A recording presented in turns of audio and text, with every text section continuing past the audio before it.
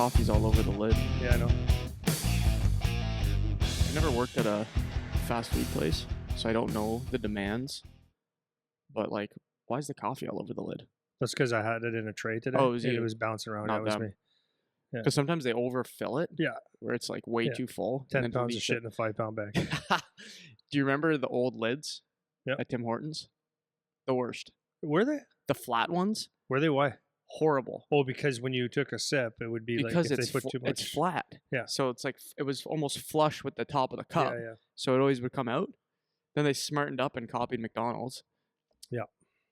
True that. So true that. So today is another episode of our 6-episode series. It's episode 5. It's been 5 weeks of this. Yeah. Time flies. Getting sick of it. Time flies when you're having fun. Yeah. You know? Been 5 weeks. We got one more after this, right? One more. Number 5 and number 6. Everyone seems to be enjoying the parenting discourse, which is funny because I'm 28 and have no kids.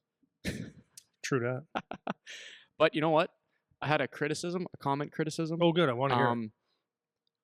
And I've had it before. It's not the first time, but I see You people. don't know because you don't have kids. Yeah. Oh, yeah. That's the criticism. So what's funny? My rebuttal to that is okay. I've been not that I necessarily matters, but I've been training kids for 12 years. I just finished playing, not just, but I've just went through it myself. So it's more coming from the player perspective anyways, as opposed to the parent perspective. So it's like, would it be better to listen to some guy that gives you advice just because he has a kid? Like, does that mean that their opinion is better because they have a kid and I don't? I'm not saying it would obviously help me in my advice giving if I had one, but you know what I mean? It might help. Yeah. But I understand what you're saying. You know what I'm saying? Because you can make the same argument that those same people say about you don't have to play to be a coach. Right.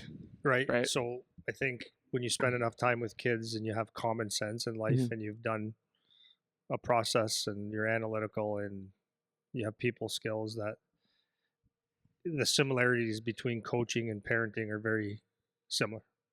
I would say even broadening it out, it's like between parenting and teaching, which if I've been a teacher for 12 years, then it's like that's longer than a lot of people listening have been parents. Yeah. So it's like the split, but where I would say not having a kid, it's kind of like, okay, coaching, you never played, so how can you coach? Right. There's an argument you could say you Exactly. don't have to, but there's certain things about being a player, if you're coaching, that will help you put yourself in that mindset or in that position. And so it would be the same thing as, to a certain degree, it if you have all the common sense and you're a good teacher and stuff like that, there's times, especially when it becomes the emotional part of having kids. That's exactly my own self-critique, right? Yeah, because it's very easy when you're removed, which when you're making decisions, it's good if you can take emotions out of it, right? Because you can make clear decisions. Mm-hmm. But and just like making decisions in anything in life, if you put your emotions into it, then your decisions reflect your emotions. Right. Whereas if you're coaching, when you have a kid, you might make decisions on basically having your own kid or your own experiences with your own kid, and so you can have a little bit of bias. Yeah, I feel like when I'm speaking about such issues, I normally, or at least I try not to. I'm sure I have made this mistake a few times, but I try to not speak from the parent perspective on purpose because I know that about myself. Like, I don't know what it's like to have that protective feel, or how you've mentioned before, how you never want to see your kid get hurt, or it's like I can sympathize with that, but I don't know what that feels like. I have no idea the level of connection that you can feel with an offspring. Yeah, no, dude, it's a different feeling, and that's what makes going through sports. You know, a lot of the times you see, you know, it's so funny. You see people make a decision and they know that, let's say it's, you know, we're talking about skill development today. It's like, I know that my kid doesn't need to do X, but these other buddies of his are doing it and I feel bad for my kid, or I want to give him more, so therefore I do the thing. And that's an emotional decision, not a reasonable one necessarily. Does that make sense? So that was with Charlie when he went through he asked me a couple times to do spring hockey, and for me personally, and people can do whatever they want, but for me personally, I didn't see any benefit to it. I saw the cost. I didn't see how it was going to make him a better player, and it was like, no. So I was able to, even though there was a few times I was like, I want to give him the opportunity just to go be a kid, not even be a kid, but I want to give him the opportunity like everyone else. But it's like, no, this is the line in the sand. I took the emotions out of it. So it's not good for you. You want to be serious about hockey. In my mind, this ain't it. So you can play hockey from October to March or April. And the better you play, the longer you play. So, Yeah, anyways, man. Cool. yeah, it's interesting. Do you got any other bullshit you want to say before I go into my yap? You're good? Seems like you're good. Are you making something up on the spot right now? No, there's a lot. I have had a lot of things going through my head, but I guess nothing Nothing you want to share with the group? nothing to share. Nothing to share with the group, eh? No. Okay, cool. I was looking at other podcasts yesterday because I'm a big podcast guy, none of which have anything to do with hockey. Funny enough, I don't listen to any sports related podcasts. I don't think, unless it's I guess if you count like trainers, like learning about training stuff, that counts. But outside of that, it's like all different random topics. Anyhow, I'm looking at the reviews for some of these podcasts, and this one particular one I was looking at has like 26,000 5-star reviews. That's incredible. And because I know, is that good? Yeah, oh yeah. Okay, Because I thought so. Because I know what that means on the back end. Yeah. In terms of like that is life change. Like that is an insane, like that level of commitment from a person to say I'm going to leave a review, because I'm a guy that I don't leave reviews. Like I don't care, right? It doesn't matter how much I like the thing that you're doing. I'm not a guy that would typically leave a review. You have to really compel me. Like I really got to think what you're doing is valuable to do that. So anyways, I'm looking at this. I'm like, you got 26,000 people to take time out of their day. Yeah, not just listen. Yeah. And it's like, it takes literally 2 seconds to Yeah. hit 5-star. And then if you want to write something, it takes longer. But it's like, wow, that's crazy. It's impressive. I know. So anyways, my point of that, if you guys like the podcast, I'm not even trying to like do this. It's actually super, super helpful when you guys do that. Because I was looking through where the podcast is, and you can't really see ours. Like you have to find it, right? Yeah. It's not like put up anywhere, but when you review it and whatever, it shows up for other people to find. So that's something that's helpful. With that, then the store, I haven't mentioned the store recently. So if you guys want to wear some shirts like the one I'm wearing, or the hat like the one I'm wearing, but it's backwards. The store, we have like shirts and hats and all that kind of thing. So if you guys want to head over there to get some stuff, you can do that. And then memberships obviously are still there, which is the best way to support the podcast. I wanted to mention also the AAA camps that I made a post about it on our other account yesterday, and I'm going to share it on the podcast account that most of you guys follow. A lot of people have been reaching out from out of town since I made, and that post was cool. Do you like that post? Yeah, it was nice. It was cool. Yeah. I was doing it, actually, it's funny. I was making that image, like, because I had to do a whole bunch of cut and paste and use like effects and this editing software that I have. So I'm doing it, and Charlie's like, man, it's actually kind of cool that you know how to do this stuff, right? He's like watching me evolve it like in real time. Yeah. Anyways, so I had a lot of people reach out about that. So if you're a AAA player, because it's for AAA kids, and you live somewhere reasonable where you can get here, or not, I mean, if some people want to fly here, that's fine. But if it's something reasonable, you guys want to reach out through just that contact page that we have on the website, and a bunch of people have been reaching out about that. So can you just be clear on the contact page? Because I've had quite a few people reach out to me personally that from the podcast. Okay. And because I'm not a techie guy. Yeah. Hey, what date is it? I'm like, it's in the summertime, and it's Right. So if you could just be specific about the contact, because it's gonna be very, very good. Yeah. So okay, when you guys send me DMs, or when you send us DMs, I'm just the one that checks them. When you send us DMs, we're literally drowning in DMs. Like I can't get to all the DMs. So if you guys send us a message on Instagram, 1, I might not get to it, and 2, it's hard for me to send links over Instagram, and then it's hard for me to keep our correspondence organized through Instagram message. So like if you have a quick question to send a DM, that's one thing. But if you guys need like actual information, go on the website, which is powertechhockey.ca, and then there's a button that is the contact tab at the top, or you can do powertechhockey.ca/contact, and then that page that you fill out, it's just like a little form page where you write your name and email and what you want to talk about. I get all those. I look at all of those. So it's easier for me to send you links that we have for registration and information. It's way easier for me to do it through that medium. So if you're interested in doing that, don't send me a DM. And if you do, and I get to it, I'm just going to tell you to go to the website and send me an email, because I can't keep track of all the DMs. So if you want the actual information about cost and location and what the itinerary is and what we're doing, it's going to be an awesome camp, and it's going to be even more awesome now that I didn't even really think of this about all the kids that would potentially come from out of town. But even since I posted that, we've had a bunch of kids already from out of town that have said, "Hey, I want to come." Yeah, sometimes I've always made this on purpose, hard to find our links and stuff. Yeah. It's always been invitational, and the reason, just so people know that, like, it's always hidden. So if you want to, if you're interested in one of the AAA camps in the summertime, Eric is sending out the link. And the reason that we hide is because we for a couple of reasons. If it says AAA and it's a high end camp, I want it that way. I don't want someone sneaking in that is a A player, or just not the camp that he belongs in, Mm-hmm. because it's going to be over your head, most likely. Yeah. So that's why we try to keep it true to the not try we keep it true to what it's the level it's supposed to be. Right. Yeah.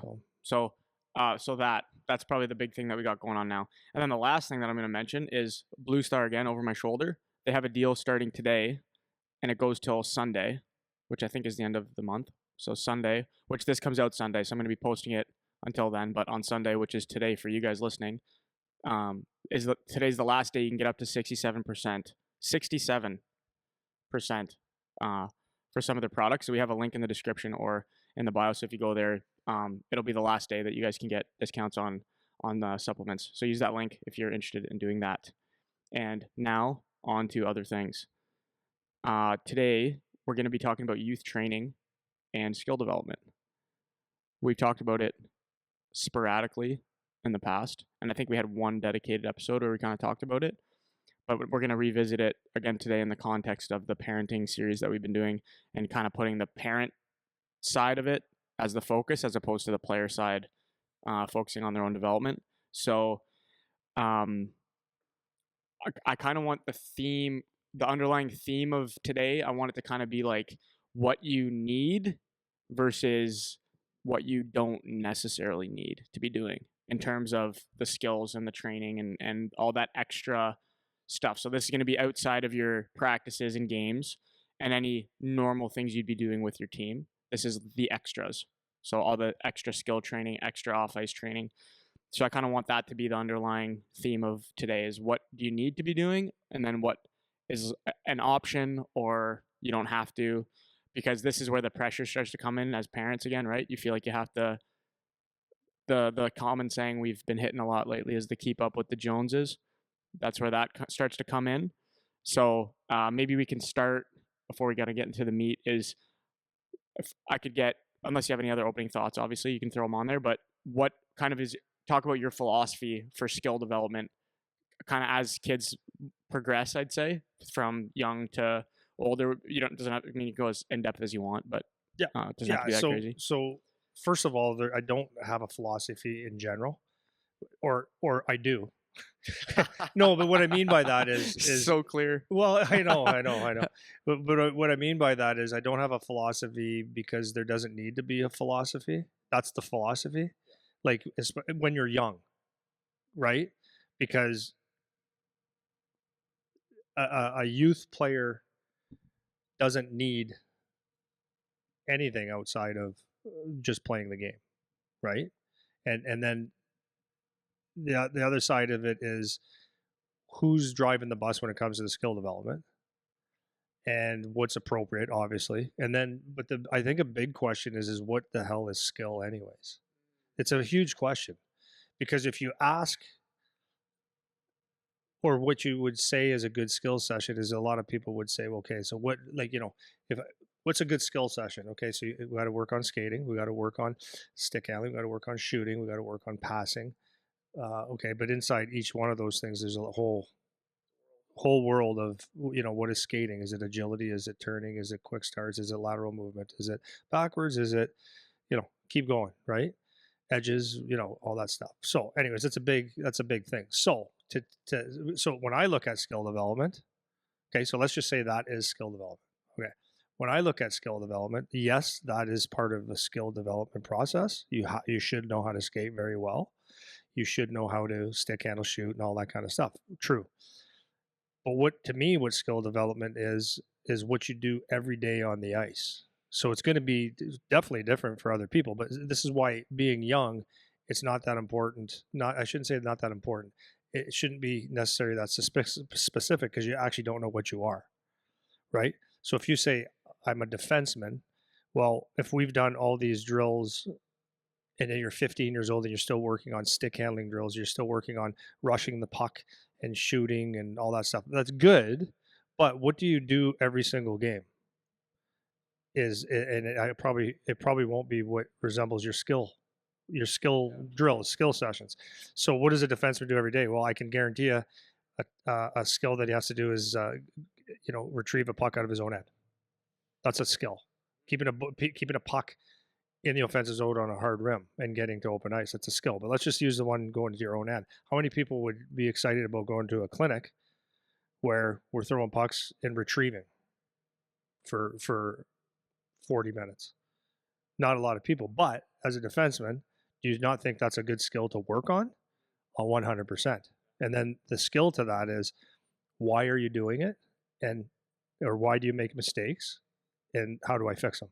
Or why are you doing it and how do you do it better? So that's what skill is to me. It's making a tape-to-tape pass is a skill. A forward, a winger that is on the wall, getting a hard rim or a soft rim with a D pinching down, that's a skill. There's a lot to unpack to do that skill. But it's not the same as what the average person will look at as skill development, right?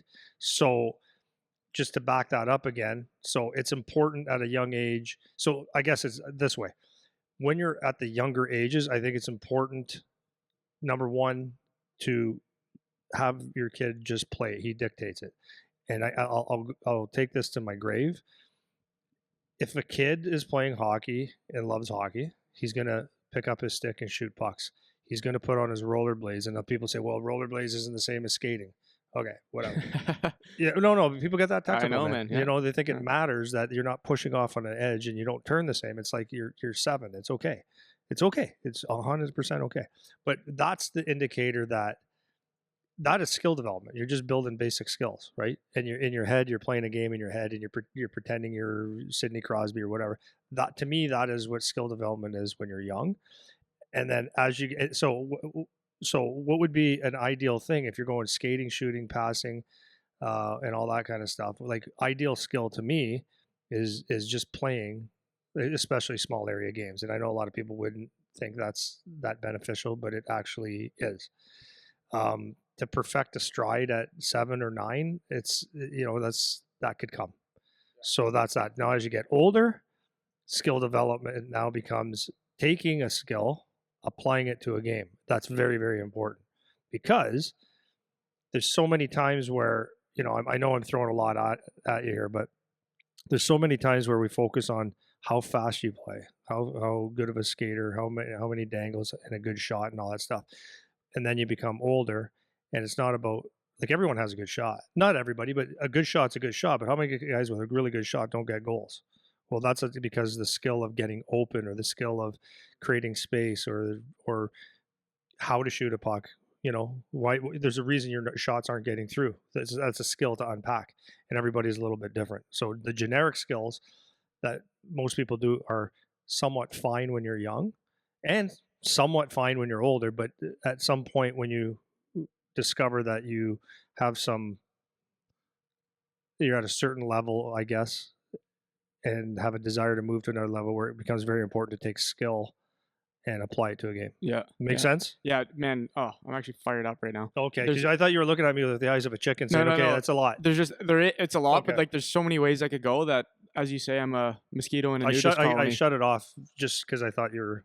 No, because, well, Okay, it's yeah. good because we can tighten it up and then Yeah. keep going, because I don't even know where to start right now, because it's just so many good things we could talk about. So I kind of want to bring it in the direction of the more isn't always better, and then, like, quality versus quantity discussion. So first, just like putting a bow on what you were saying, is when kids are young, everybody can understand and conceptualize raw skill. Like, everybody understands those things, right? Stick handle, shoot, skate, pass, like, easy, right? where things start to get fuzzy for particularly parents or people who haven't played, and even sometimes people who have played. They don't even know that this is what they were learning when they learned it. Like that, you gave that example before of Steve Ott where he was talking about which foot he shoots off of and he didn't know, right? He said like, "Oh, I shoot off this foot," and you're like, "I guarantee you shoot off that foot," or however the Yeah, it was example is. someone else, but that's okay. Who, Steve was something else. We were working on a shot that he was saying I don't shoot like that, and I said okay, yeah, whatever. right. Yeah, But whatever. but there's another My point being, like, sometimes even the guys that play, they yeah. don't even know why they're doing No, or because how you they're just doing do it. it. Just do it, right? So where things get fuzzy, as I was saying, is when the transition happens from you now have a baseline of raw skill, and now we need to turn our focus to the skills of how to apply it in the game. And we talk about this all the time, right? So there's a transition that happens as you start to get 13, 14, 15, 16, where situational play and understanding how to apply those raw skills to particular situations on the ice, that is what the focus should now be on. And people don't know that. They think like I need to work on my skills, and my skills to them is still stick handling, shooting, skating, passing. It's like no, we're beyond that. We have to be beyond that now. That doesn't mean you don't ever work on your stick handling, shooting in isolation, because it's like for school is like the analogy I always use. It's like you're in grade school, you're getting in theory, you're getting a generic education about a bunch of different things, and then as you get older, you start to apply that general knowledge to a specific field, and then you start to specialize into a specific field through university and beyond that, right? It's the exact same thing.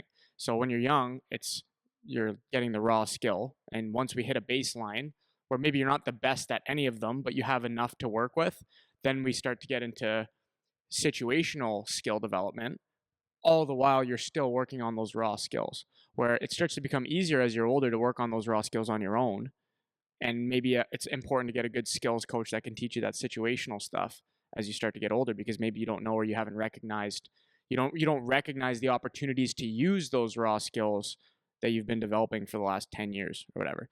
So that's kind of the gist of what you kind of laid out there to start. Yeah. Well, just Yeah. so you were just talking about that one shot. Mm-hmm. So it was funny because 2 weeks ago I've started with my junior guys, like OHL Oh guys yeah, and yeah. college guys on the ice, and I think the first day we had 8 or 9 guys, and like I like to keep it small, so that's what we're doing. I was very very clear on what we were doing, and it's funny. It's funny. Maybe parents can unpack this a little bit too. It's funny to see the mindset of a player. So I unpacked it, or we went on the ice. I said, okay, here's this. Here's what we're doing today. You guys are just basically 3 weeks, 2 to 4 weeks out of playing, and you've had a long, hard year. Your bodies are beat up. When I know we want to get back on the ice, so it's not a good time to be going hard. So, but we're going to do productive stuff. So, of course, some skating that was more mechanical, a couple quick bursts of speed just to keep that going. And then the next thing was like really, really like taking really, really, really hard passes, like extraordinarily hard, and taking those passes and putting them into a shot. But the shot had to be one that I chose, and I chose one that I know for a fact. Well, I just know that if they were going to shoot a puck, they wouldn't shoot it this way because it would be their if they're in a jam shot. Like, okay, this is how I have to do it. So I made them get uncomfortable and shoot this shot. Um, probably probably did about 300 to 400 shots each with hard passes. So there's a lot of skills there. So a couple of them were like, hey, coach, can I just shoot off this foot because this? And I said, you didn't hear, man. You're doing this because I know that you're going to do the other shot that you do every single time. We'll get to that. I want you to get uncomfortable and start a pattern for this one. And I gave a reason because if you cut to the middle, this is a shot you're going to be using. If you get a pass from the outside, this is the shot that you need to be using. Couple examples, and so my point to that is there was a couple that really resisted any type of change. So like from a parent's point of view, it's like it's okay to challenge a coach and ask why, but a few of them just didn't want to have anything other than what was in their skill set because they're already good at it. Do you know what I mean? So that's just it's an interesting thing, but that's what we're working on, is something that's different at Yeah. that level, because if you only have one shot, it's like having one bullet in your gun, Yes. right? And so that's a great example, as I was saying before, as they're getting older, it's that situational awareness now. It's the situational skill that those players don't have yet, right? Which it's like, okay, not only do you not have it, but now you don't have the mindset to understand that you need to have it. Because if you have a good shot, that's fine. But in a game, when you need to take this shot and you try to take this other shot, you're Yeah, going to default to that other shot, and now you're not getting the shot. yeah. Train your body to be there Exactly. before, right? Right. So that's a good example of that. So I want to talk about the. It's going to be a little more of like a nuanced talk about the quality versus quantity thing, because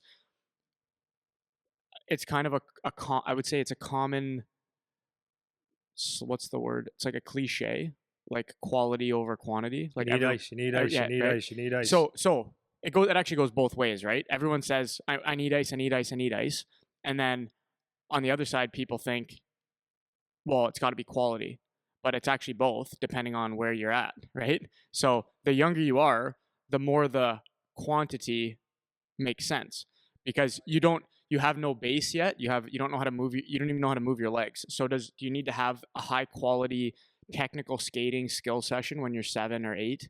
No, because your body, you have nothing to work with yet. You need the quantity first, right?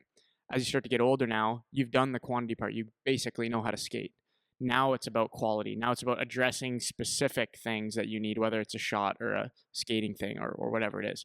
But people, again, forget, they don't forget, they don't recognize that they need to get out of the quantity mindset and start to switch over to the quality as they get older, and they're more selective with their time and their energy. I just had a conversation with two of our guys last night. We're talking about their development program through the summer, and I was saying to these two, because they're two very good players, and I was saying to them, this summer everyone's going to want a piece of you. Everybody's going to offer you this skate and that skate and this workout, and come do this and come do this. And you guys have to be smart enough to identify what's good for you and what's not good for you.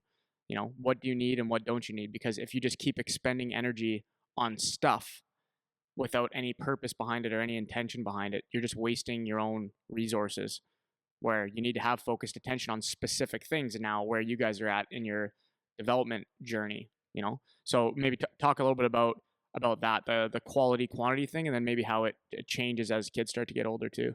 Yeah. So quantity, like here's the thing on quantity. Young kids, I mean, it's hard to burn a young kid out, providing they're the ones choosing to do it. Like, it's when, I've never been a fan of telling my son that he should go and shoot pucks. Like, it's just a waste of time. So, but when he would do it, or kids that I know would just go out there and shoot it, shoot pucks or do something, rollerblade, or just do that thing because they love hockey. I don't think there's a thing called burnout. Like, for example, in the COVID year, well, I shouldn't just say the COVID year, but that was especially true. Um, the group of kids that my son hung out with, some of them, well, there was a pond that my son used to go to, that was a secret pond. It was huge. It was the size of a rink, basically. It was awesome. So we'd bring friends, and would go out to this thing, and they would just play all day, morning till night. Some of them were like, "No, I don't want to play that long." And my kid would be like, "I don't understand. It's hockey. You could play all day." That's a kid that wants to be a hockey player. And I'm not saying if you stop at 4 hours, you don't want to. Right. He's a little crazy, anyways. But in previous to that, you would see the kids that had access to the outdoor rinks here in Canada. Okay, so if you're in Florida, you don't have this, but you might have roller hockey rinks. But anyways, um, the outdoor rink, the kids down the road that had them, it would be like any spare minute. That's where he was going, man. That's where he was going. So that, to me, is the biggest indicator of good quantity, because everything, like, there was free ice, I get to go, I'm going. Someone wanted to play shoot pucks or something, like, yeah, I'm going. That's what I'm doing. And he gravitated to those types of guys. So that is good quantity, because you're doing it on your own, you're getting creative. And there's a big difference between me taking you on the ice and saying, okay, do this, do this, do this. Like it can be really fun, but it's also could be, okay, shut up. Let me just be, right? Not everything has to be a lesson. So the quantity is really, really good, providing the kid is just doing his thing and having a blast, because you're gonna you can't hurt your skill progression by going out on an outdoor rink or grabbing ice with a couple buddies and just having fun, right? You're going to do all the things that you need to do. As you get older, the quality becomes a little bit more important if you're paying for it, right? Well, no, I shouldn't even say that. The quality should be more quality of it. If you're getting an instructor, it gets more important the older that you get. And then how do you? So, and what I would like to say about that is that quality ice, like if you're doing it with the mindset of skill development, not just going out and playing and having fun for skill development, the quality of that would be, can I take this and apply it to a game or a situation? If you're not getting that, then I don't understand what it is except for reps at something. Because what happens is it's very impressive to watch someone go through a skill drill, tight turns and coming out of a corner, slipping it under the pep or going around a cone and doing all these fancy things. And it's good to see, and it's not going to hurt you. But if that's all you do, then you can. It's not applicable in a game, except for like if you can turn it on in a certain situation. So that's why you'll see a lot of kids in practice and in skill sessions where you go, that kid must be good because he flies, he can shoot a puck hard. But yet that kid, many times, can't process, how do I apply that into a game? How do I get to open ice? How do I get the puck? How do I get the shot off to show my skills off? Right. So that's where it becomes very important. So I got two things on that. So on the quantity part of it, well, I mean, I'll start with the quality thing because I have a question about the quantity one for you. But the quality thing, an example for that is, that came to mind while you were talking, was when I have guys in the gym and I teach them a certain movement pattern, and they can do it with a weight, or they can do it with a barbell, or they can do it with whatever. But then I put them in an athletic situation and they don't apply the squat or the deadlift or the hinge or whatever the movement is. So as an example, yesterday we were doing, or 2 days ago, we were doing a squat, and then we're going from a squat to a vertical jump. So they do their squat, and all of them know the correct form to do a back squat. But then they go to do their vertical jump, and it's like their low back is, they're collapsing. They're not staying upright. Their chest is low. Their head's all over the place. Their arms aren't working. So I stop the workout and I say, guys, like, don't forget the reason we learned this. Yeah, we're doing this to get bigger and stronger and whatever. But if you don't recreate that movement pattern, then the strength you're gaining will not apply in this situation, So I always remind guys in the off ice setting, and it's the same as on the ice or in anything really. If the thing you're practicing you cannot bring to the situation you need it in, then it's not a useful thing to have. So, you take you're really good at stick handling, and it's like, okay, if you're in open ice and you slow down to your heels and start chicky through the neutral zone, it's like, that's not where you use that.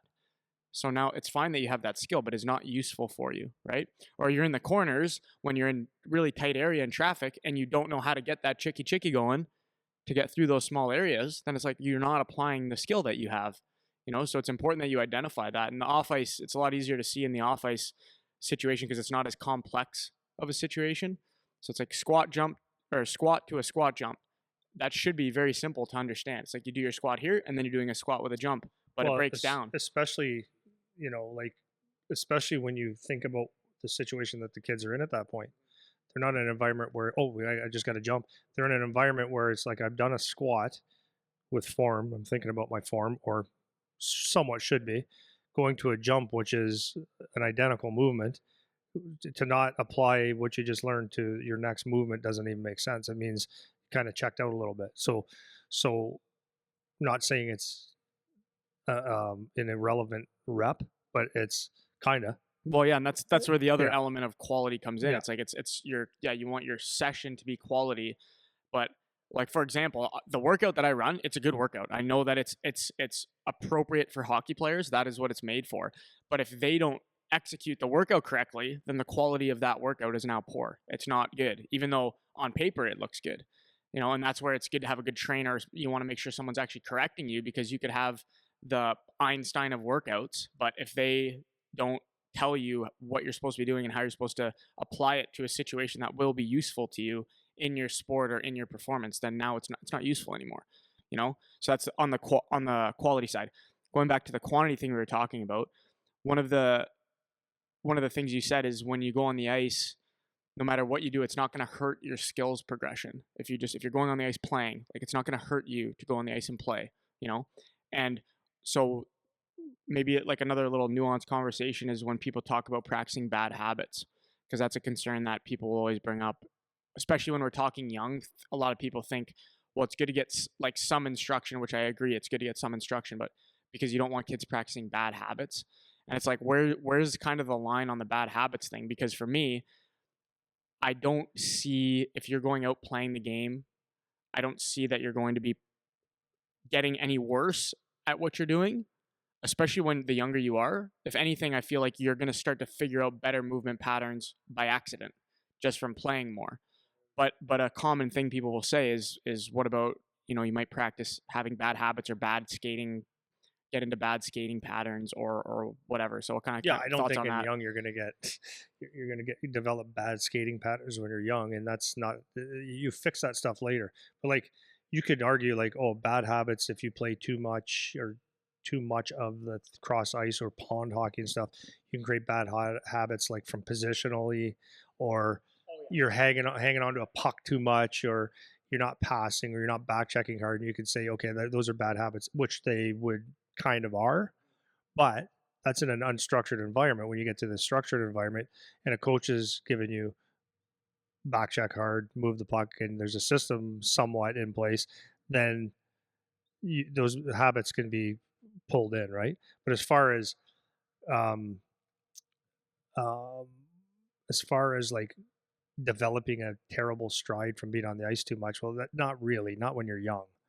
Not when you're young. I mean, it's just better because you're turning and doing all these things, right? I'd rather be out there having fun and doing, 128 tight turns because I'm playing and having fun. You're doing them, Right. right? You kind of figure things out. Yeah. And I think, You fix that. You can fix that stuff. well, that's kind of my other question, is because some other people will be of the mindset that it's almost like they think that you can learn mechanics perfect off the hop. So it's like, well, if he gets instruction right off the bat, then he'll never get into a bad habit. And it's like, no, because I, if, I would say just try it. yeah, You right, do that for 2-3 years. Just do that. right, because it's Do that. it's too Yeah, detailed, no, right? do that. Like if you're like, that's what I would say. I'm being an ass here a bit, but I'm not. I'll give you a choice. Let your kid go out and play pond hockey or rent the ice with a bunch of buddies from 7 to 10 years old, or 7 to 11 years old. That's their skill development. Just go piss around as much as they want, or that you get that one, or you get private lesson every day or 4 days a week, 3 days a week, and it's strictly the mechanics piece. Like if someone just telling you what to do, and pick one, and then I know which one I'm taking. Well, and the other part too is something I've noticed with a lot of skills coaches, and if I'm being totally honest, there's very few skills coaches that I've seen, particularly with skating, that can really explain mechanics well. So, for example, if I'm trying to teach a kid how to skate properly, like the first thing people say always, this is what I use with kids on the treadmill when I'm trying to teach them. The first movement that everyone will say is bend your knees, right? But if you bend your knees first, you're not in a good skating posture, because the first movement is actually a hip hinge. You do a hip hinge and then you bend your knees. But a lot of instructors don't know that. So if you're on the ice when you're 7, 8, 9, 10, even if instruction would be better, a lot of instructors don't even know how to explain the body mechanics properly, let alone you being able to execute the body mechanics properly as a kid. Like if I say to an 8-year-old, hey, hinge your hips or stick your butt out, they don't know the movement. They don't get it. So it's like for the first 2 years of their skating, they have wood legs. They don't know how to bend properly. They don't know how to sit into the saddle properly. They don't know. Well, but there's the key, which you've done right there, is you've described the biggest element when it comes to skill development or coaching. It's what is the problem. That's what it is. So if you look at someone that is that stiff leg or leaning forward too much, like their chest is over their toes and they got the wide legs or whatever it is, it's like, okay, bending your knees is not the first cue that you would get. It would be to identify to the kid and they saying, okay, here, son, look for a second. Maybe it's standing still. Push on his head, he's going to fall. It's like, okay, why is that happening? Because you're unbalanced. So what you have to do, number one, to get any power, to get any agility, to get anything, is you got to put yourself in an athletic position where you're balanced. Because if you have balance, you can have power in everything that you do, right? A boxer doesn't stand in an awkward position. You'll never get any power out of his punch, right? So it's the same thing as hockey. It's that first thing you have to identify. So once you identify, okay, here's where you're going to get your, this is your athletic position or this is your hockey stance, and now you're in good position. Right now you can kind of explain like the first place where you need to go to get that is, okay, so let's say take that skater, you're leaning forward, your legs are straight or whatever. It's like, okay, let's straighten you out and let's bend first at the waist, at the hips, and then everything kind of folds together. But if you try to do knees first, then your hips come forward and it doesn't make sense. So anyways, the key is identifying what problems are before you can start teaching anything. And not everybody's the same, right? And that's the magic of being a good teacher, being a good skills coach. And a lot of them, ones that I see frequently, they cannot address the actual issue that a kid is having. So if you're working on an inside edge drill and the coach just keeps saying, get lower, it's like, you're not explaining to me how to get lower or why I'm not getting low enough. Well, how would some kids get lower? They would get their chest forward. That's right. Right. So that's tip their head, whatever. That's lower. Exactly. Yeah. So, and then the coach would be like, no, like keep your chest up, but you need to get lower. Yeah. And then the kid's like, okay, how? I don't know how to do that. So if the trainer can't explain that to you, then you're not going to be getting better anyways. So back to my original point, even if the instruction was better at a younger age, a lot of instructors can't even teach the teaching points because they don't know body mechanics. Because a lot of skills coaches are someone that maybe used to play or whatever, but they're not versed in biomechanics or how any of your body moves, so it's like you're going to them for skating mechanics, but they don't know body mechanics. So how can they appropriately teach skating mechanics outside of just doing drills that they find or that they see? You know what I mean? Yeah. Well, I would go back that. I would challenge people. And I'm like, I know most people are not going to take this challenge, but I would ask yourself, like, privately by yourself, but ask yourself, like, ask this question. If I got to make a decision here, I've got to let my kid go and go have fun, go find ice, go shoot pucks, do everything kind of without an instructor. If I'm going to make one choice, or the other one is everything with an instructor, which one would you choose? And that's kind of I would lean more towards one. Like, so I'm not saying tell your kid just to only have fun till he's 12, never have an instructor or coach. That's not what I'm saying. What I'm saying is, when you're looking at the development side, is if you were choosing one, like, you're only allowed to pick one, I would say go get 1,000 million reps having fun with your buddies, rather than every single time going out with a coach that's telling you how to do everything and instructionally. Okay, so I'm going to call this a rapid fire round, even though if you elaborate, it won't be that quick. So it doesn't really matter. But you can answer these in as much detail as you like, because I think that's fun.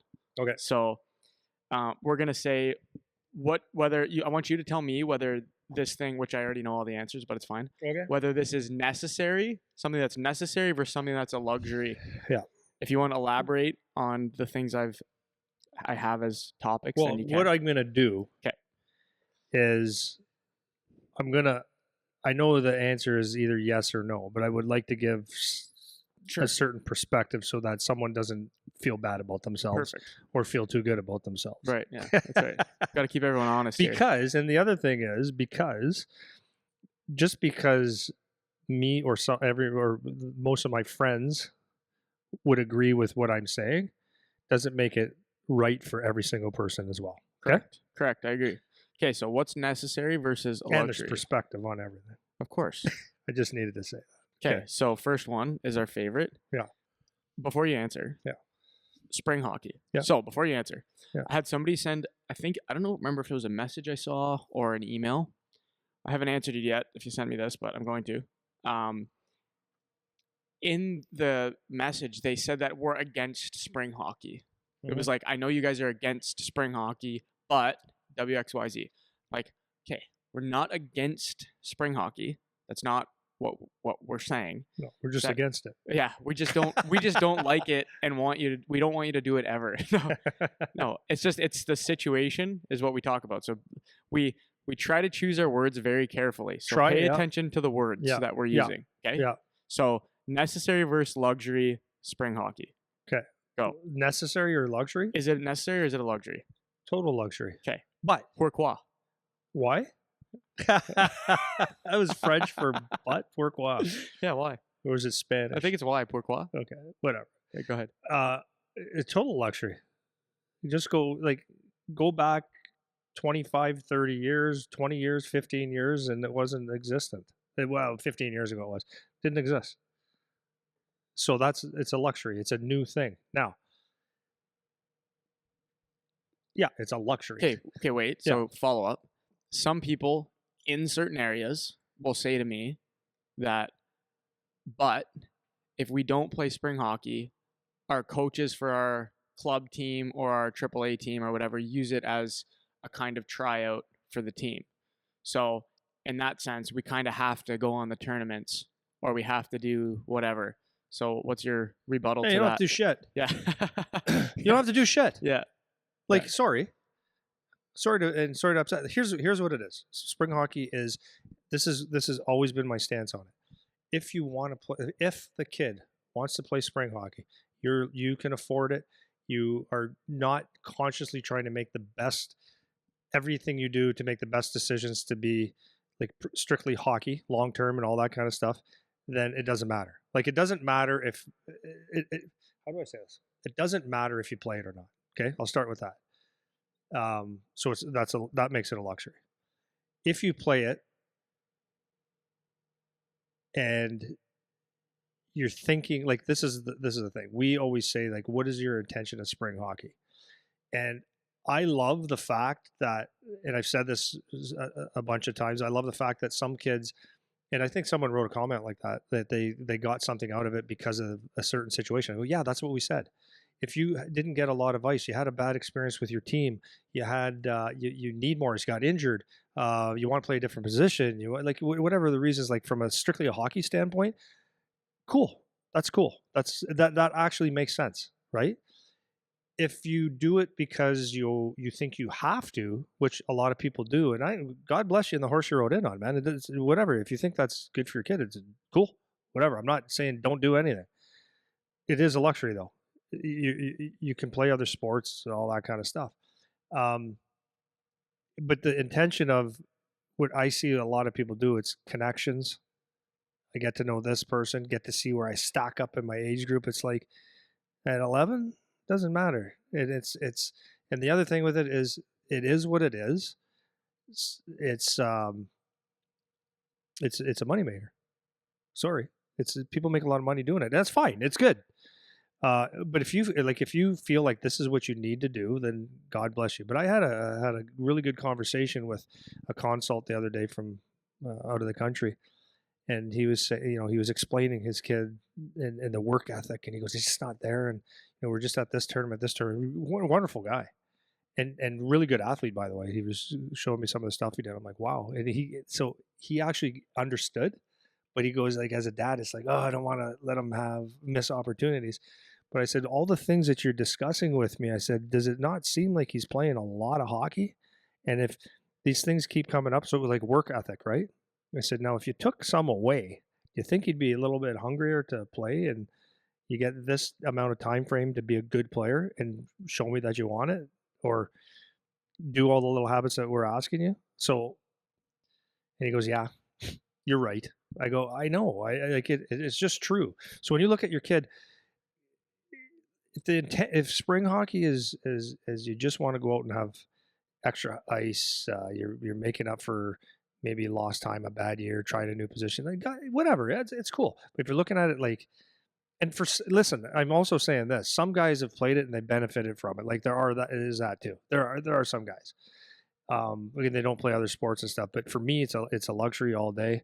And Okay, wait, you didn't answer the question. oh If you have to, if you're the coach of your AAA team is presenting things like if you don't play on the spring team, yeah, you're not going to make our team, or like it's like a tryout or whatever. It's an evaluation. That's the most difficult pushback to address because it's like, okay, the coach is making you feel yeah, like I you're know. hemmed into doing it. Yeah. So I want to Okay. glue you to answering this one Yeah, because yeah, it's yeah, hard, yeah. it's a hard spot that people feel like they're in No, that position, right? yeah, I know that, and I was getting to that. Okay, Yeah, sorry, I just took the long way. sorry. No, As we do. so but this is the thing. It's like if I'm going back to okay, let's go down my list here. Dalton Prout. If his coach says if you don't play spring hockey with me, you're not making the team. That's not true. Aaron Ekblad, not true. Zach Kassian, not true. Matt Pumple, not true. Matt Martin, well, he didn't play AAA at that point, so maybe that's true. Yeah. Ryan Wilson, not true. Kirby Reichel, Adam Henrique, Steve Ott, Mike Weber.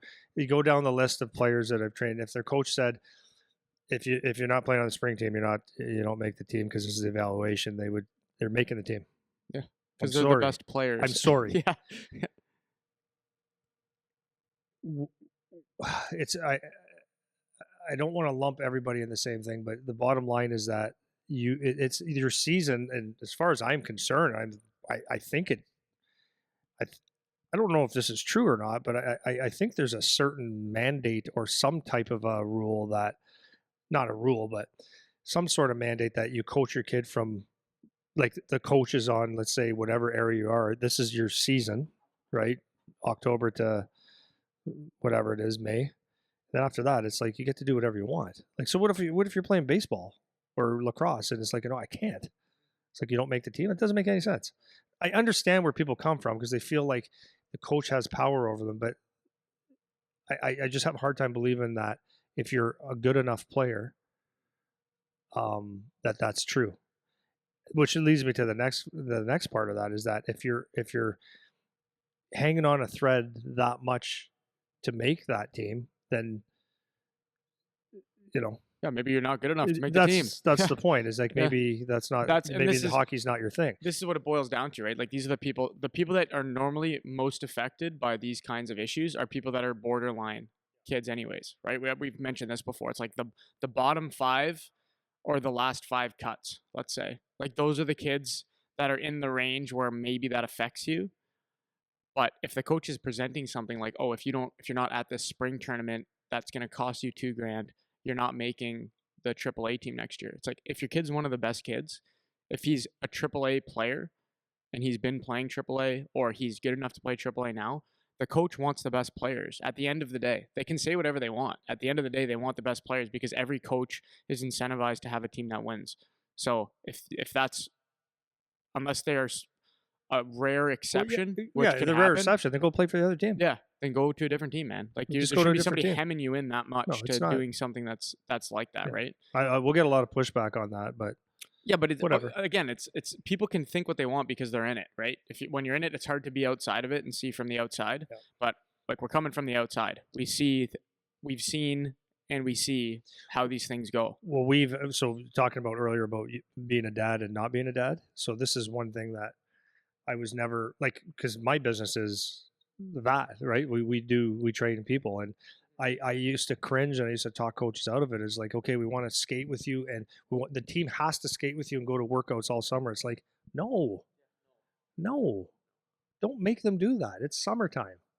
I don't want them in here as a team because, like, here's what happens. If we get, let's just say it does happen, you got 18 kids in here, and 6 aren't here mentally and they're pissed off that they got to be there, or they're just here because they have to be. It's like, I don't want to train you anyways.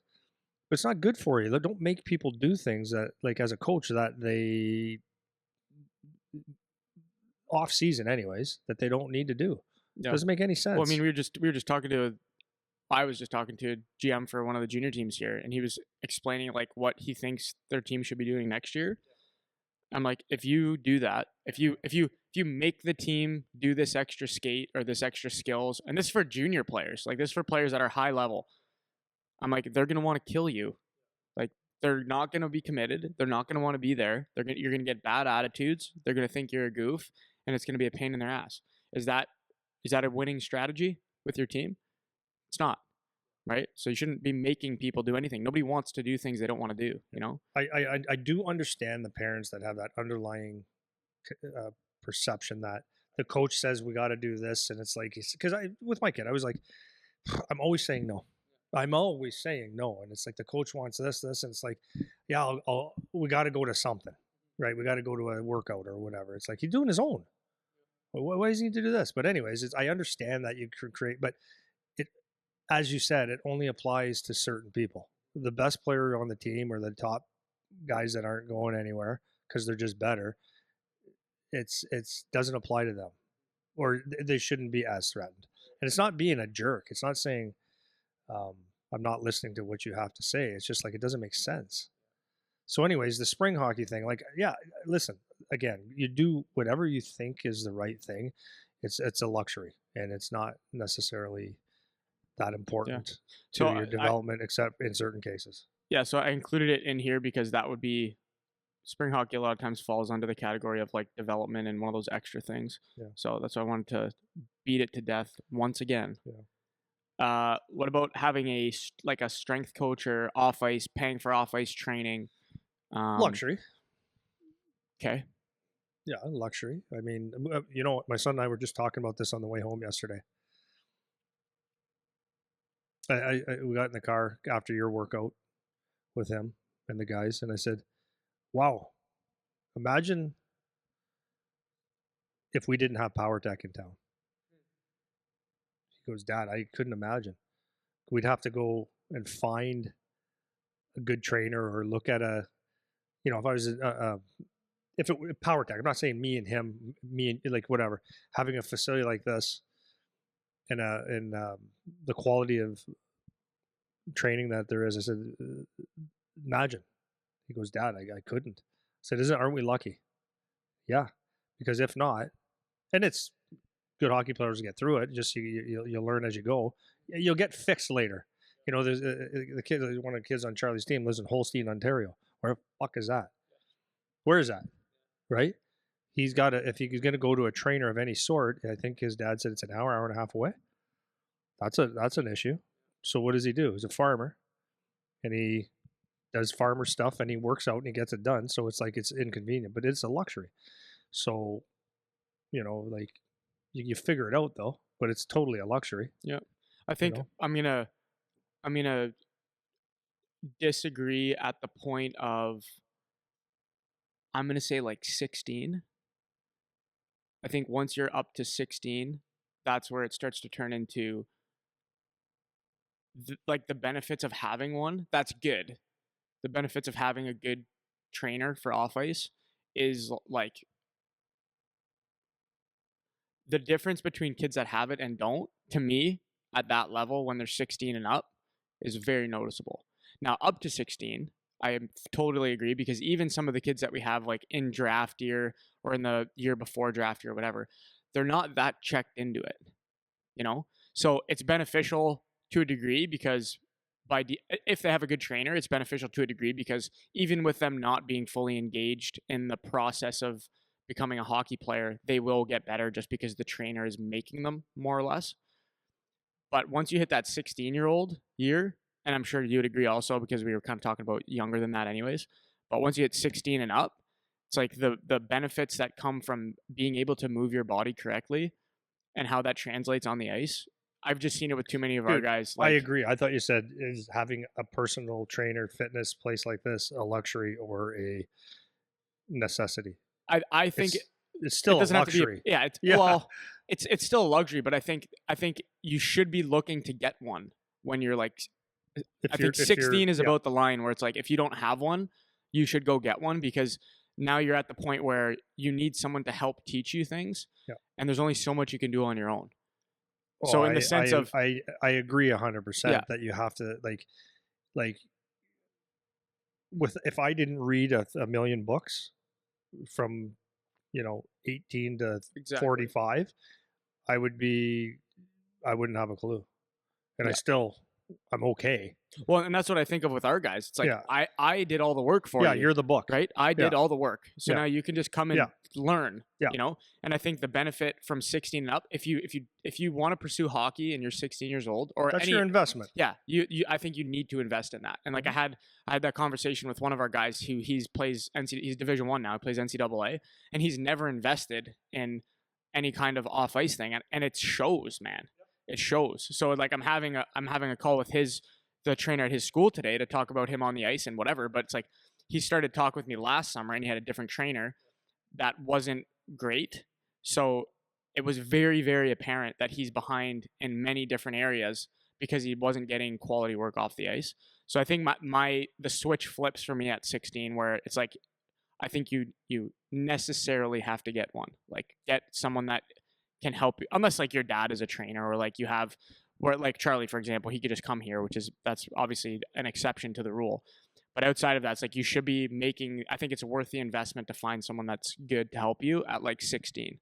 Well, it's That's definitely, that's it's kind of definitely, definitely, if you're going to do it, if you're serious about it and you want to make some serious progress, that is a huge investment. It's a great investment. yeah. So that's the only different I'd have on And that it's like, it's a necessary investment, even if you're like super skilled, at that point. you know, yeah. like it's even like nutrition at that point. It's like, it's not a luxury to eat well. You have Right. to perform. Yeah. I see what you're saying. Exactly.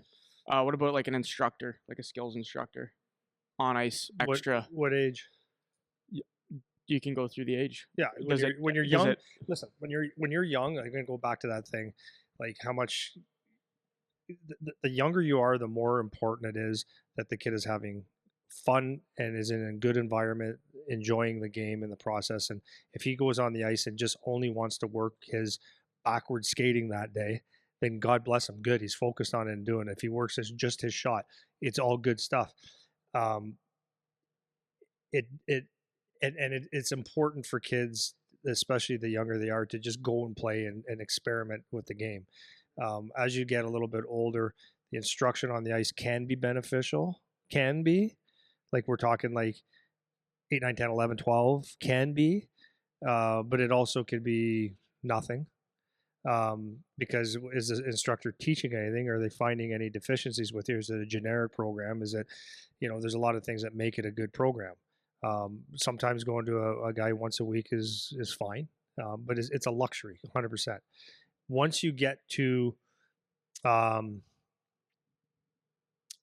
I think once you get to like close to your, the puberty ages, and you're playing like bantam or youth 14 and up, I think it becomes a little bit more important to do if you're trying to get specifics out of the thing, providing you want that. Because a lot of kids, the parents send them to things. It's like, no, I don't want to. We had a kid last year who plays junior, not in the OHL. We played junior, and we were doing um, basically a lot of small area stuff. They're called. I learned this from the Saginaw coach, the Rondo games, right? So one of the guys on the team gave us a couple. So this is great, made you think and stuff. And he just step out and goes, I don't want to do that. I just like to play. It's like, so he's paying to not want to do it. It's like, and he was half-assing it. So like, was that a good session for him? Absolutely not. Right. So it's like your mind has to be in to want it. So if you want it, you need a good instructor now. That's the other caveat I was going to say. That's providing, whether it's the strength coach or the skills instructor, providing they're a good instructor. Otherwise, it's not. Yeah. So you could do a shooting drill, for example, with skate, whatever you want to do in it. And if you put a guy through the paces on a whatever drill, and if you don't make a correction or you can't pick something out once in a while and say, okay, this is where your default is or your deficiency is. If you do this, it'll be better. Or, finding something that he does wrong. Well, he bobbles a puck every now and then. It's like, why? Why are you bobbling? There's reasons. That's where it's important. Yeah. I think it's funny because there's so many skills coaches and whatever that they post social media stuff. So naturally it pops up on our page every now and then. And I watch the drills and to give the disclaimer, some of the stuff that I post for example, the workouts, sometimes in the video, I know that the kids they don't have perfect form with what they're doing because they're kids and they're trying to figure it out. So with that caveat, but I know a lot of coaches, they only post their best, like they'll only post their best clips, whatever. So I know that a lot of times it's like they're only posting like the best guy or who they think is doing it great. And a lot of times with these skills coaches, it's like they're not even doing the drill right. It's like how they're handling the puck or how they finish with their shot or how they come out of the corner or whatever. It's like they're not even doing it right, you know? And so when you're going and paying this guy for what they're doing, and it's just like you're not even getting the, or it doesn't appear like you're getting the teaching points or the instruction that you need, right? And you can only tell so much from a clip. So Yeah, to yeah, be fair, and but parents still, when you're looking at if you're paying someone, I think it's very very important to be able to ask your skills coach questions, be able to you should very quickly be able to see, is this guy intense guy trying to put on a show or and appearing like he knows something, or is he actually teaching? Is there actually quality and substance to what he's teaching? When you do a drill, does it start with here's the skill drill we're doing, do it, or is it here's what we're doing and why, and here's how it applies to a game, and this is what I want you to focus on while you're doing it? That's a big difference. yeah, Right? yeah, 100%. Do you got any Because others? anyone can run a drill. Yeah, take a Go to whistle, man. YouTube. Yeah, seriously. Do you got any other ones for like necessary versus luxury? Spring hockey strength coach, skills instructor. Those are the three. No, Any others? No, no, I fine. don't think so. So maybe we can just do a quick little summary of let's go by age. Let's say we've done this before, so it doesn't have to take too long. But kind of what you're looking for in terms of your skill development and let's say off ice training by age. Okay, so let's go. Let's go. Not zero because they're not born yet, but let's go like 4, 5, 6. So obviously, those guys go play, go have fun. The next, as you're getting up there is obviously the fun, just any kind of skill drill, small area games, competition drills, anything like that. That's where you see like it's beneficial to have a lot of cones. It's a lot of beneficial to have a lot of tight turns, a lot of maybe where they're not thinking so much. Adding passes, getting them used to, collecting passes and giving passes. But one thing, and it's not going to sound too great, is teaching a kid at an early age to have their head up. And everyone's going to say, "Wow, you're a genius, Andy." It's like, no, but it's like it's huge. So if the more that you can teach a kid to have his head up, head on a swivel, before he's collecting pucks, so like everywhere on the ice, his head is up as much as he can, and handling pucks that come on, maybe harder than like a harder pass than necessary, um, and keeping your head up, it's critical. And then not only having your head up, because your head up could be up like this, and if you have tunnel vision, the blinders are on, then you're not seeing. So when I ask the kids, and I do it with my junior guys, why do I want your head up? Why do I want your eyes out? And the common answer, so you don't get hit, and that's very true. But there's more to it than that. So what happens is like you can, like I always say this with Aaron Ekblad, right? And Kyle Wellwood was like this. It's like they had a panic threshold that it seemed like where most guys will give up a puck. They are calm, cool as a cucumber, and they make a play. Why? Well, part of that is because they're mentally can process what's going on. So like let's say I'm a D, I'm Aaron Ekblad, right?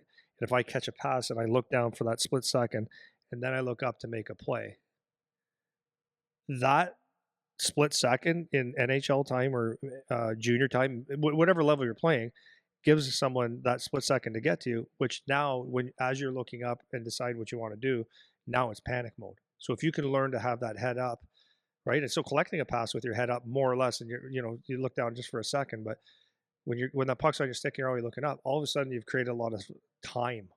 And time at any level is one of your most precious commodities when it comes to hockey player, because if you have time, then you can do what? You can make decisions, you can make plays, you can see things. So by having your head up, you're already scanning the ice and you see, oh, that guy fell, that option's gone. Like it happens like that, right? So, and then on the other side, so you can make plays, you got time to make plays, you see what's out there, and you can protect yourself a little bit better. Because if how does the same kid get, let's say a rim off the wall? How does the same kid get if a D pinches or someone's coming at them to hit? How could the same kid get that over and over and over again, get hit every single time? Or 50% of the time. You shouldn't. You actually shouldn't. You should be able to process that before it happens. So learning to keep your head up and doing drills with your head up and looking around or eyes scanning the ice. What's the age group here? What's right the range? From day one, right out of the chute, in diapers.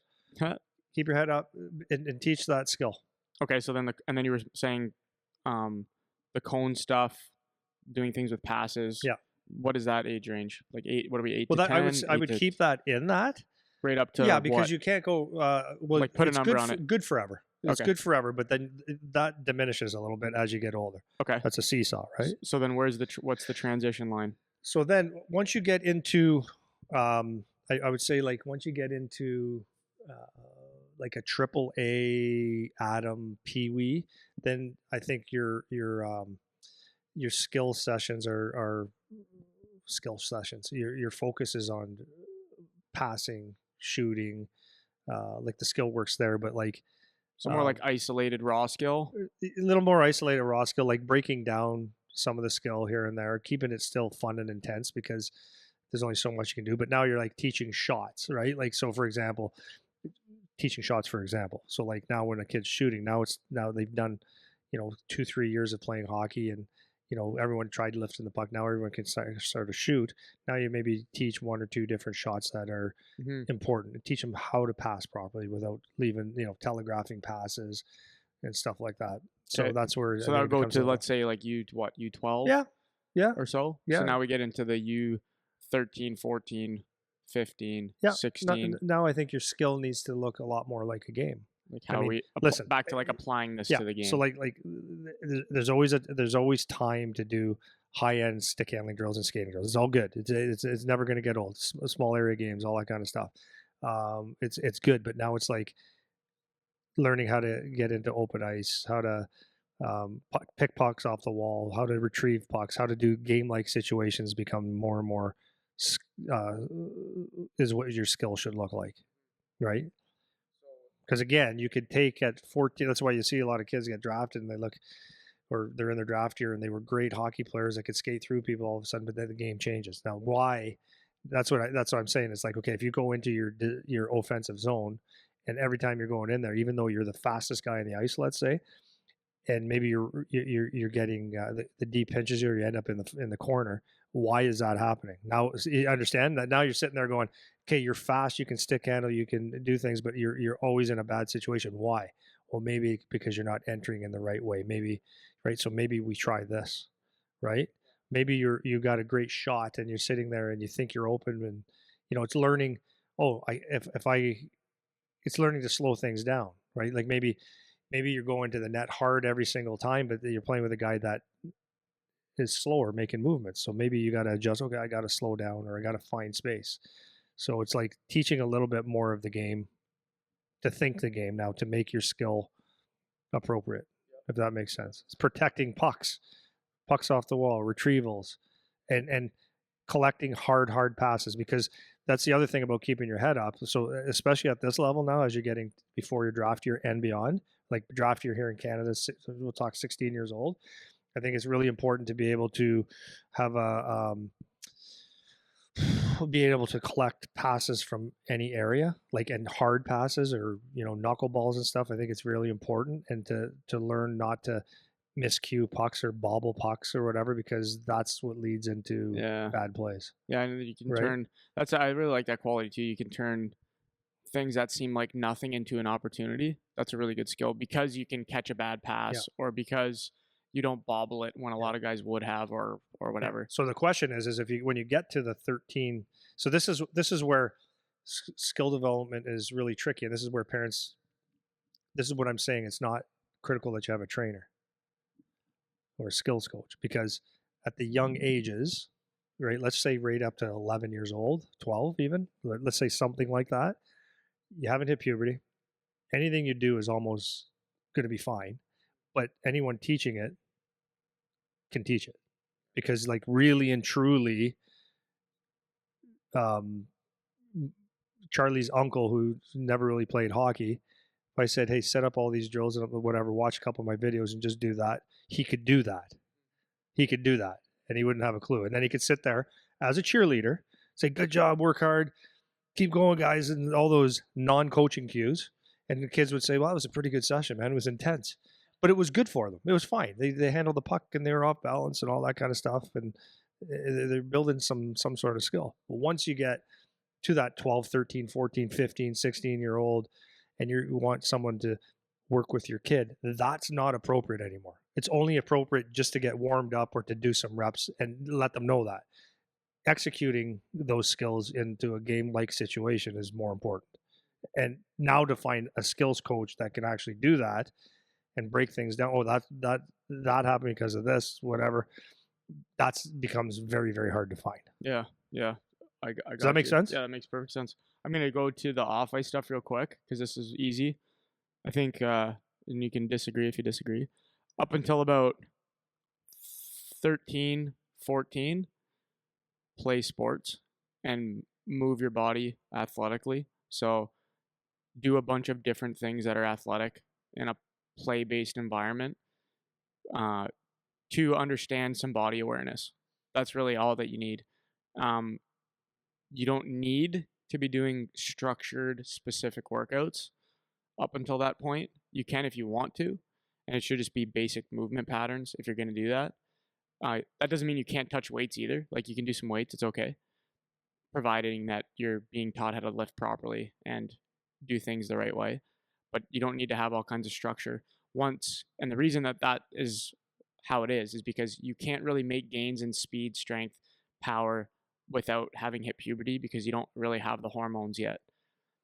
That doesn't mean you can't learn some body mechanics. You can, but the gains you're going to make are going to be marginal relative to after you hit puberty. So, in fact, if a kid that does that and doesn't see them getting stronger, like if they say, "Oh, my kid grew up here, he wanted to deadlift like the guys, and he was a little guy, and it was fine. We'd put a couple pounds on there, and he would do it and kind of tweak, right? And say, "Oh, try this," and he got used to good posture. But then he would get pissed off because he'd look in the mirror and goes like, "I'm not jacked." Yeah, I'm not. You're a little kid. No, you're not gonna get jacked, right? Or he's not getting stronger, so you get frustrated. It's like, Yeah, right? Yeah, exactly. So once you hit that, your kid starts hitting puberty. You really don't need off ice training stuff until then. And now people because I get this all the time from people with younger kids that they want to get them on some kind of training program, or come work out in here with me off ice, do footwork drills and whatever. And it's just like, you don't have to pay for it, man. Like, you don't need to. Play pickleball. Go on YouTube and just copy things that people are doing for exercises, because to your point, it's the reps. It doesn't really matter. It's the same as on the ice, right? And sorry, go. What I do like though is if a kid sees like the ladders or the little hurdles, or for example, I'm not saying that's the answer, but when a kid says, "Hey, Dad, can I get Yes. Can I get a ladder or hurdles because I want to work my quick That's feet?" exactly where I was going. Okay, that's exactly. Throw it where out there. You see the kid every day, believing in his head that he's doing something to make himself better. Actually, is right to a certain degree, but he's put himself in a situation where I want to get better. I believe that this is going to make me faster, and maybe by the placebo effect, he jumps on the ice and he is, or maybe it actually works. Yeah. But the point is, he's doing it because he thinks, yeah, this is my advantage. And that was going to be my one caveat to all that, is if the kid wants some structure because they want to feel like, I'm going to work out for 1 hour today, then that's great. Like, you can put together a workout for an hour, but it's the forcing kids to follow a workout program that don't want to. Just let them play sports or mess around with some weights, or mess around with, obviously, making sure that it's safe and they're doing things properly. But just let them mess around with athletic movements unless they want that. If they want to do an actual workout, then, and it doesn't have to be anything crazy. Like, oh, you want to do legs today, kid? Okay, I'm going to go on YouTube and find 4 leg exercises, and you're going to do those today. Yeah. And see if you stick to it. Yeah, and it's fine, right? Yeah. That's fine. Yeah. So that's the only caveat. After you're like 13, 14, puberty, whenever that happens for your kid, because some are earlier, some are later, then you can start to think about getting into a gym. And it's still, even with a trainer, it shouldn't be you're jumping into the CrossFit games. It's like you're jumping in to learn how to deadlift, how to squat, how to push things, pull things, how to carry things, and get yourself, again, it's the body awareness under load now. Once you hit, and that's going to take a few years to develop. So up until, like, with our guys that are now 16, they're just starting to transition because they've been working out now for 2 years. They're just starting to transition into like hockey specific off ice training and conditioning.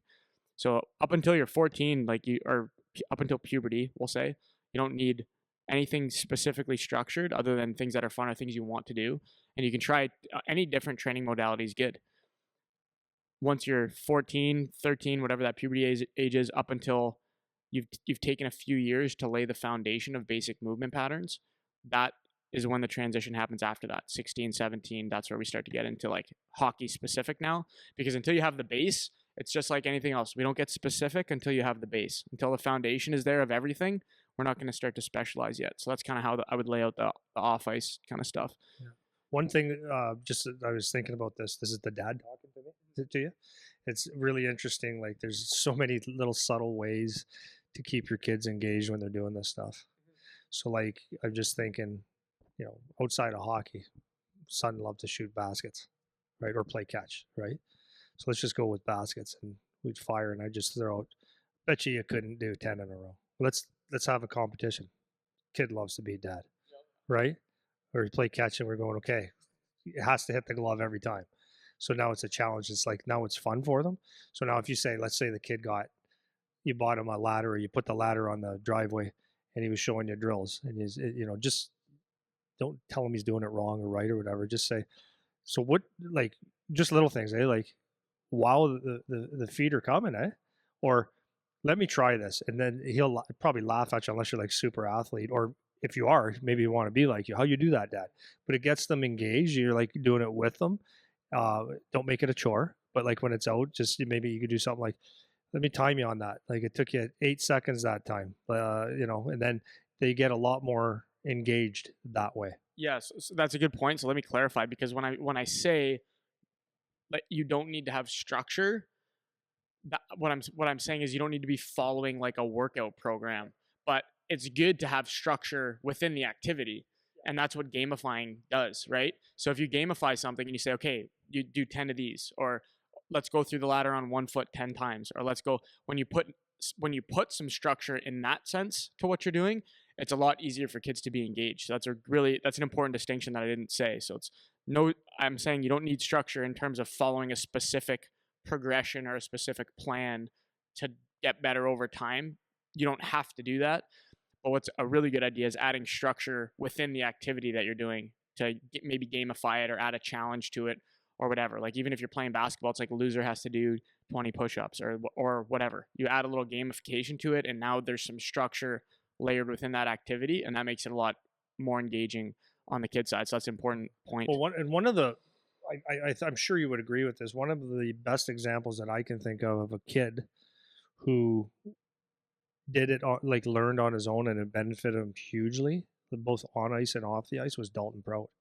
So he said that like I knew him as a kid, but only when he came on the ice and stuff, and to say hi and a little bit. But when you talk to him, and he just said, yeah, I'd come home from school and I'd go grab my net, drag it behind in the field, and I shoot pucks. People thought I was nuts. I shoot pucks, just shoot pucks, run inside, have a pizza pop, and then I would do stuff that I thought would make me better. So he said I would do jumping drills, and I'd, hey Dad, can you build me this? Because he was pretty handy, and his dad would build him stuff, and he would do it on his own. And his process, and this is I think is an important aspect of what we're talking about, is doing it on his own. He asked himself questions, and he felt things. He goes like, how come it feels weird here?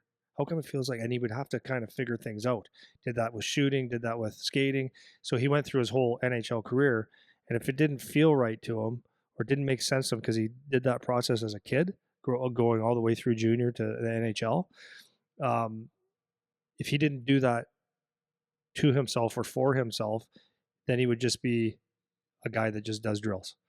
So he's a very, very, very intelligent on this stuff. Can't fool him. Ask crazy questions because he knows, like, says stuff like how important his big toe is when pushing off and using that for power. How many guys do you talk about their big toe? Their shin angles. That's Dalton Prout. And that's not because someone told him day in and day out. It's because he would do things, analyze himself, and, oh, that feels right, and I feel like it's more powerful.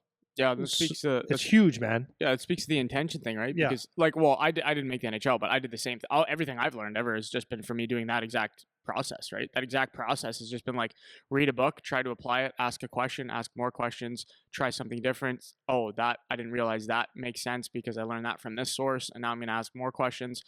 And so now I do that same exact thing when I'm looking at other guys train or the kids train, and when the kids ask me questions, just because I can do the analysis, I can come up with things that seem to make sense to me based on what I'm looking at, right? And you would never have that unless you were somebody who asked the questions and developed that analytical mind. And, it's funny because a lot of these top athletes, especially in, I shouldn't say especially in hockey, but I notice it a lot in hockey just because I'm in hockey.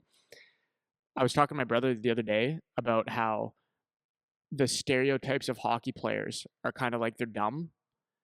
And I was saying to him, like, it depends what we're talking about in terms of dumb, because most of the high end players that I've trained now they're not like really good at math, but when we're talking about training and their body and what system they need to be using to develop, that's where you see the brain. That's where the brain comes out, What's right? important to them. So exactly, because it's something they're interested in and that's important. And so on the one hand, you can see some of these guys where it's like they come off as like a dummy because they're not they have like jock mentality and they talk with the slang words, and maybe they wouldn't belong in a university classroom. That's fine, but it's similar to people that are like in trades, because they weren't Ivy League educated. That doesn't mean they're not smart. It's just they know how to apply things in a different way, or they speak different than you. But that's where I really see it come out with guys like that, the high end athletes.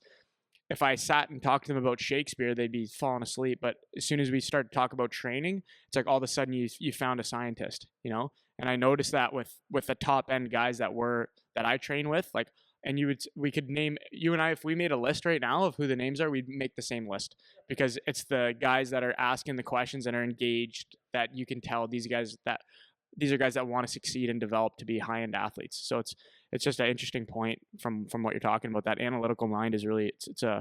a cool thing to see. Well, you take that training that Dalton did, like I was saying, off the ice, and you do apply that when you're shooting pucks. Those are the kids that get the most out of their training Mm-hmm. Yeah, because they know what's right. So I want to go to just briefly to kind of touch on making a plan, kind of how to make a plan for yourself. So I want you to talk about this more from the parent perspective, not the player side. So I don't need to talk about specifically what the plan is, but the two big things for parents, because most people, they have families and they have a job and they have life, is the budgeting for things and time considerations for things. So a lot of parents, they talk about having to run around all the time, bringing their kid to this and making rides for that, and they got to pay for this, and there's this tournament and whatever. So maybe just it doesn't even have to be a specific plan, basically, but maybe just kind of a philosophy from the parent side of budgeting and managing your time to make it work for within a family structure. Does that make sense? Kind of. Well, it does, but it's like that's a really tough one because people's work lives and everyone's a little bit different. And then if you have one kid as opposed to four, that's a lot different. Well, so As far as time goes, you will not have any. Yeah, maybe talk about your specific situation then, and then hopefully people can extrapolate. So, like, what did you do? Because you had 3 kids, but let's say with Charlie, how did from youth and then developing up to, let's say, his draft year, how did your budget and your time management maybe like start off and then evolve? So like how much extra stuff was he doing? Like how often were you driving around? Like what did you feel was necessary for him to do or pay for in terms of extra stuff? And then maybe how did that change over time? When he was young playing hockey, I just let him play hockey. He would come to my gym all the time. He hung out with Dad, right? And then he would jump on the ice with. I remember he was probably 8 years old, 7 years old, 8 years old, 9 years old. Yeah. And, he would go out with the NHLers, not because he was training. He thought he was, but he loved this stuff, right? But this is where I work. So it was like, that's where I feel like I'm a little different. He would jump on the ice and I'd tell the guys, now they would ask, let him come out. I go, no. They could just let him come out, do some drills here and there. And there was no teaching, which was good for him, but I know a lot of people would say, well, yeah, he had that advantage. Well, not really. He was just playing. That's all it was. He was playing and skating with some pretty cool guys. He really is the one that got serious about it, not me. So he just, I think when he was in probably Bantam is when he wanted to be on the ice all the time, right? And because of my lifestyle, he was able to go on as much as he wanted, really. And it was not that serious. But so if I was to take it, I didn't have this. I would say by probably 14 or 13, I would have started bringing him to places. Before that, I wouldn't have. Because here's the thing: he had outdoor rinks all the time.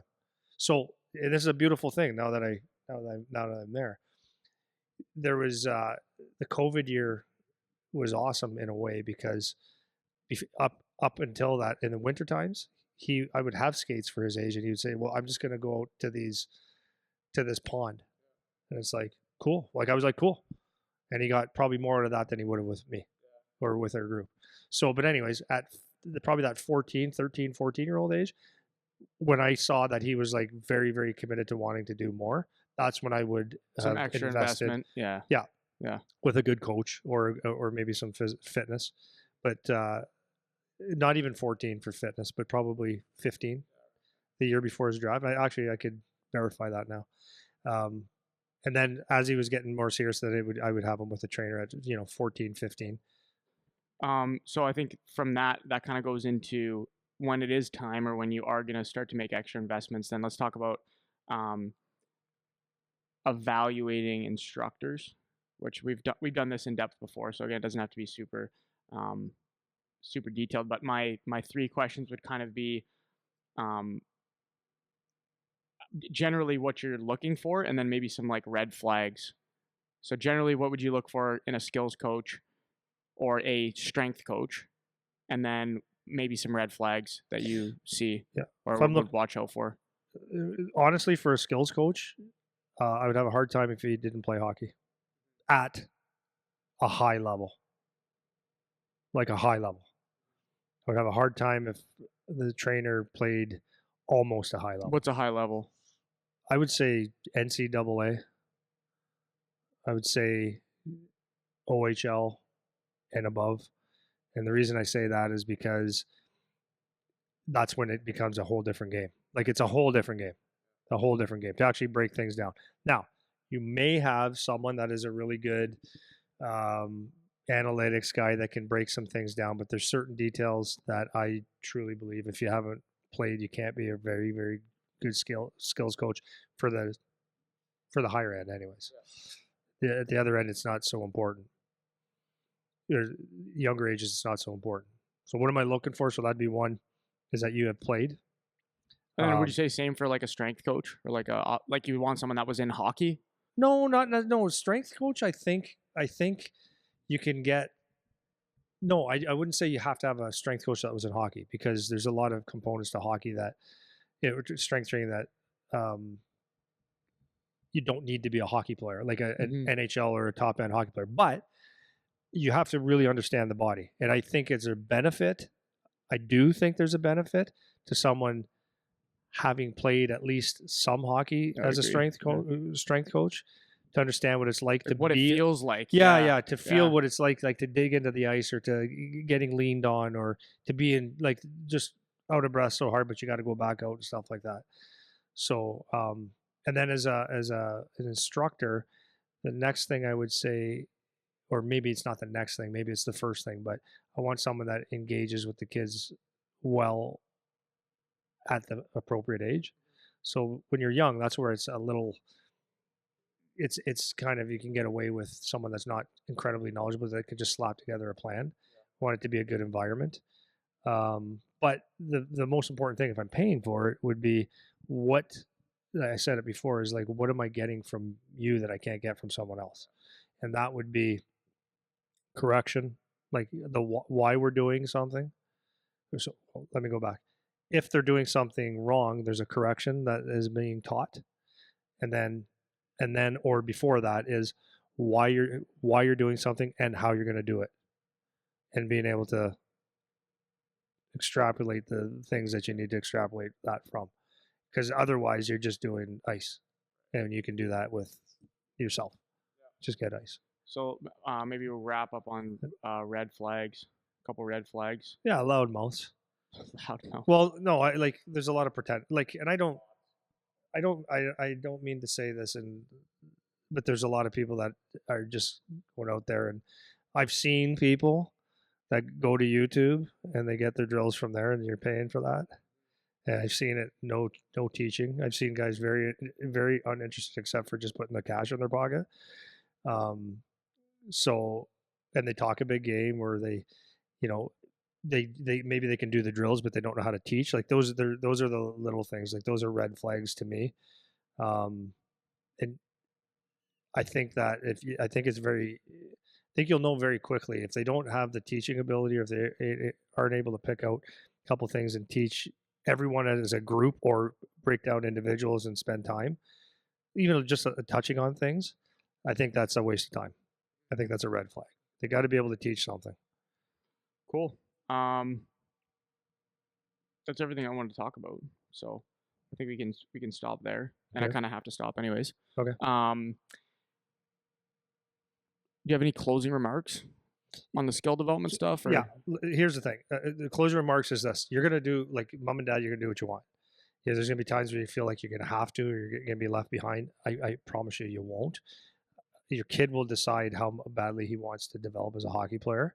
If you can provide, if they're very interested, and you can provide a little bit here and there, that's beneficial. But I think it's important to understand that it doesn't have to cost you time and money every single week to make your kid a better hockey player. All the stuff that goes around the development, a lot of it is fluff. A lot of it, as you said earlier, is luxury. And there's a common sense approach to it. And sometimes being a parent, it's hard to have common sense because you're emotional about things, and you want to make sure you want the best for your kid. The bottom line is that if you are going to, there's different reasons to invest in the game. Some of it's to keep your kid to teach him how to work and to teach him how to get up, and I get all that kind of stuff. But there's very few kids that are going to actually get to a certain level in hockey, and investing a ton of money where your kid is above and beyond a lot of the kids at 7, 8, 9, 10, 11, 12 is, to me, not the best investment, because you just don't know. It's after that when life gets real, a little more real, I guess, where there's girls, there's all the distractions and other things that they can be interested in, puberty, all these different things. That's where you're going to see, and understanding the game, getting intelligent about the game. That's where you're going to see if they actually want to be hockey players. Sad. I'll finish it with this. And this is why I say this all the time about you never know when your kid's going to be a hockey player. So I know a couple kids that have been drafted, have played in the OHL, and a girl has got them literally to quit the game, or some other distraction got them out of the game. And if you look back at the mums and dads that have, you think your kid's a hockey player. Oh wow, he's signed. Oh man, he's on his way to the NHL, and one thing pulled him out of there. And like, to me, was there warning signs before? Was he mentally stable? And I'm not saying he wasn't or wasn't, but there's a lot of things that can distract a kid from being a good player. So as a parent, if that kid is not fully invested doing it himself, for the most, you know what I mean by that? Shooting his pucks, doing his things, just all into it. And the girls aren't distracted, all these things aren't distracted too much, then I don't know why you would invest a whole bunch of time and money, because things can change in an instant. And I've seen it firsthand several times. So it's like, how does mom and dad feel about it? Like, do you think mom and dad, after taking the time and thinking that they got someone special like on their hands, because everyone does to a certain degree, now the kid quits for a girl?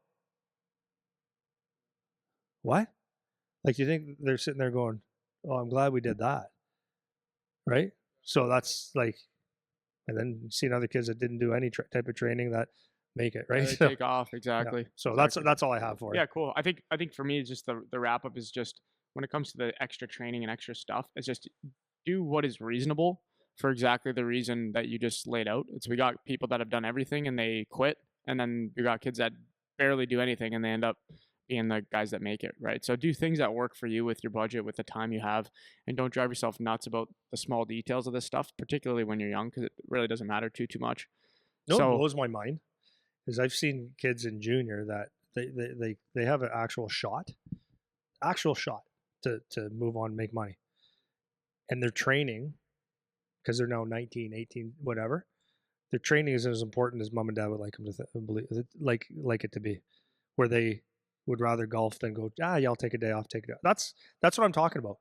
That's what I'm talking about. The guys that are really serious about it are going to do what they need to do. Yeah, for sure. So next week's gonna be our last one. We're talking about parent communication. So that's gonna be you with your kid. So that's gonna be a good one.